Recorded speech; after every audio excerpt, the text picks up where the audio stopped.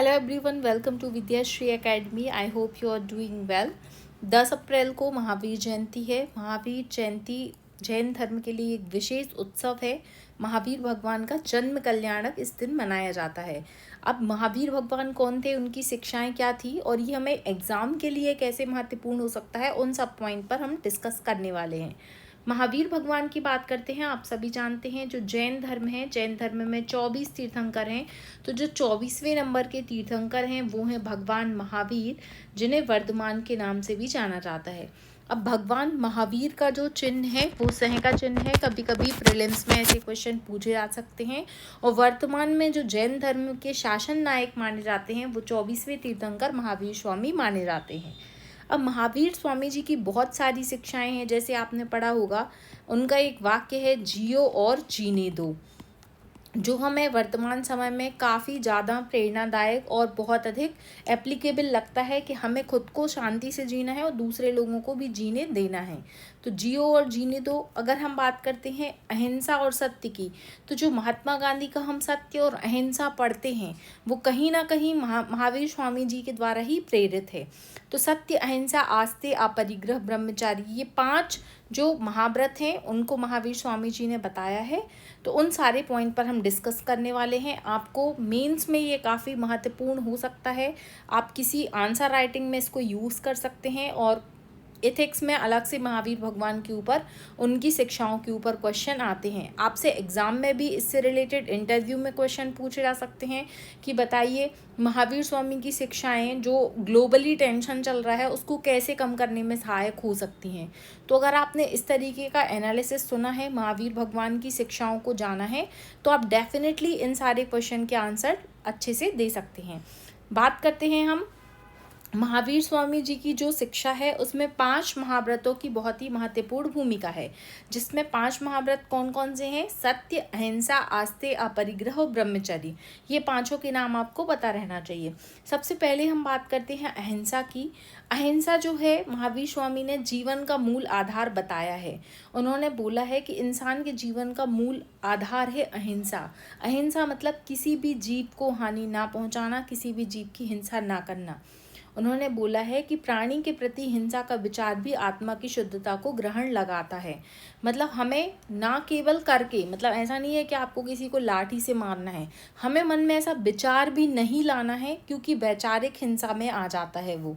तो हमें ना केवल शारीरिक रूप से बल्कि मानसिक और वाचिक रूप से, बोलने में भी, हमने अगर किसी के बारे में बुरा बोला, उसके बुरे भाव किए उसके प्रति, तो वो भी वाचिक हिंसा की कैटेगरी में आ जाता है। तो जो वर्तमान में जितना ग्लोबली टेंशन चल रहा है, अगर हम बात करते हैं कि चाहे वो ईरान के साथ युद्ध हो, रशिया और ईरान के बीच में जो युद्ध चल रहा है उसकी बात करते हैं, या फिर हम कोरोना के टाइम की बात करते हैं, या फिर वर्तमान में जो ट्रेड वॉर चल रहा है उसकी बात करते हैं। तो जो ग्लोबली टेंशन चल रहा है, जो एक दूसरे के प्रति वैमनस्य का भाव चल रहा है, उसे हम इस संदेश के द्वारा क्या कर सकते हैं?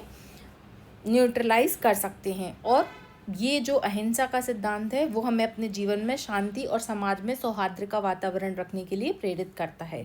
आई होप ये पॉइंट आपको क्लियरली समझ में आ गया होगा। दूसरा पॉइंट आता है सत्य के बारे में। ये सत्य जो है वो ना केवल शब्दों में सत्यता हो बल्कि हमारे कर्मों में, हमारे विचारों में भी सत्यता हो, उसको बताता है। सत्य से हमें क्या होता है? आंतरिक शांति मिलती है। ऐसा बोलते भी हैं, आपने डायलॉग सुना होगा कि एक झूठ को छुपाने के लिए 100 झूठ बोलने पड़ते हैं, एक सच को छुपाने के लिए 100 झूठ बोलने पड़ते हैं। तो यहाँ पर जो सत्य को है वो बहुत ही सर्वोपरि माना गया है कि आप समाज में सामंजस्य और विश्वास को अगर बढ़ाना चाहते हैं तो सत्य जो है, सत्य के बिना हमारे जीवन की यात्रा अधूरी है। तो हमें जो सत्य है उसके वास्तविक रूप को पहचानना चाहिए। फिर थर्ड पॉइंट आता है आस्ते। ये थोड़ा सा टिपिकल लग सकता है आपको समझने में, बस इसका आप अर्थ समझ लीजिए कि आस्ते का जो अर्थ है वो है लालच पर नियंत्रण रखना। हमें जितनी चीज़ें चाहिए है वो बस पूर्ति हो जाए, बस उसके अलावा हमें अधिक की आवश्यकता नहीं करनी चाहिए। तो हमें किसी भी वस्तु को वस्तु या विचार को बिना किसी अधिकार के नहीं लेना चाहिए। भगवान महावीर स्वामी ने कहा है कि हमें दूसरों की संपत्ति का सम्मान करना चाहिए और हमें अपने जीवन में स्वार्थ से परे रहकर हर वस्तु का सम्मान करना चाहिए और लालच पर क्या करना चाहिए, नियंत्रण रखना चाहिए। 4th पॉइंट आता है अपरिग्रह, मतलब संतोष का सिद्धांत।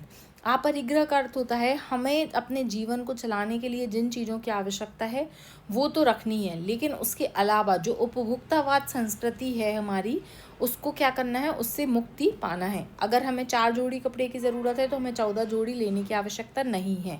इसको हम इस एग्जाम्पल से समझ सकते हैं कि अपरिग्रह अगर हम लेकर आएंगे तो हमारे जीवन में क्या होगी, मानसिक शांति आएगी। और 5th पॉइंट आता है ब्रह्मचर्य। ब्रह्मचर्य आत्म न्याय का प्रतीक है। यहाँ पर ब्रह्मचर्य का पालन केवल शारीरिक रूप से नहीं है बल्कि इंद्रियों के संयम से है, आत्मिक और मानसिक शुद्धता को ग्रहण करने से है। महावीर स्वामी जी ने इसे आत्मनियंत्रण और आत्मन्याय का प्रतीक माना है, क्योंकि जब हम अपनी इंद्रियों को कंट्रोल कर लेते हैं तो हमें आगे बढ़ने का रास्ता मिल जाता है और उससे हम अपना कल्याण कर सकते हैं। I hope 5 teachings of Mahavir Swami जो महाव्रतों की हैं वो आपको बहुत इजीली समझ में आ गई होंगी। इन पंचशील सिद्धांतों को अपनाकर हम जीवन में जो जटिलताएं हैं, जो कॉम्प्लेक्सिटी हमारे जीवन में आ गई है, जो डिफ़िकल्टीज आ रही हैं, उनको क्या कर सकते हैं, उनसे हम राहत पा सकते हैं और एक नया दिशा दर्शन प्राप्त कर सकते हैं। तो अहिंसा की यह मूल्य हजारों सालों से हमारी सभ्यता का आधार है, जिसमें करुणा, समर्पण, शांति, सद्भाव, सम्मान की प्राप्ति होती है। अब ये अहिंसा को लेकर ही अलग अलग लोगों के कथन बताए गए हैं, जैसे कि दलाई लामा जी का कहना है कि प्रेम, करुणा आवश्यकताएं हैं, विलासता नहीं। उनके बिना मानव जीवन सफल नहीं हो सकता या जीवित नहीं रह सकती। तो ये जब आप एथिक्स में कोई आंसर राइटिंग करते हैं और इस तरीके का अगर कोई क्वेश्चन आता है तो आप ये कोट वहाँ पर लिख सकते हैं। जैसे कि स्वामी विवेकानंद जी ने कहा है कि शांत मन संसार में सबसे शक्तिशाली होता है और ऐसी मन के सामने पूरा ब्रह्मांड नतमस्तक हो जाता है। फिर ये अलग अलग एग्जाम्पल दिए हैं यहाँ पर कि करुणा से हृदय परिवर्तन, ये स्टोरी के रूप में बताया गया है कि एक बार एक व्यक्ति रहता है आश्रम में, कोई चोर घुस जाता है और उस चोर को क्या है, कारागार में डाल दिया जाता है। तो सुबह सुबह जब सब लोग ब्रेकफास्ट करते हैं तो गांधी जी पूछते हैं कि उस चोर को नाश्ता दिया क्या। तो वो बोलते हैं कि वो तो चोर है, उसको नाश्ता देने की क्या ज़रूरत, चोर से थोड़ी ना ये पूछा जाएगा। तब गांधी जी बोलते हैं कि वो चोर है, मैं मानता हूँ, लेकिन उसके पहले वो एक अच्छा इंसान है और हमें इंसानियत के तौर पे इक्वली बिहेव करना चाहिए। उसी दिन से उस चोर का हृदय परिवर्तन, अच्छा इंसान बनने का भाव रखता है। तो इस तरीके से बताया कि करुणा से।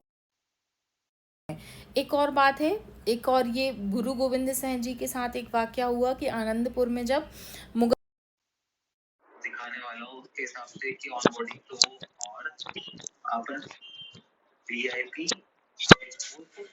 काम था घायलों को पानी पिलाना।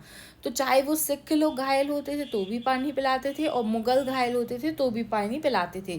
तो एक बार उनके एक सैनिक ने गुरु गोविंद सिंह जी से शिकायत कर दी।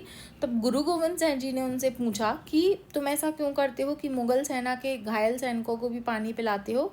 तब कन्हैया जी बोलते हैं कि मुझे हर एक व्यक्ति में आप दिखते हो, तो चाहे वो मुगल हो या फिर सिख हो, हम दोनों को इक्वली ट्रीट करते हैं। मेरे लिए वो घायल है और घायल को पानी पिलाना मेरा कर्तव्य है।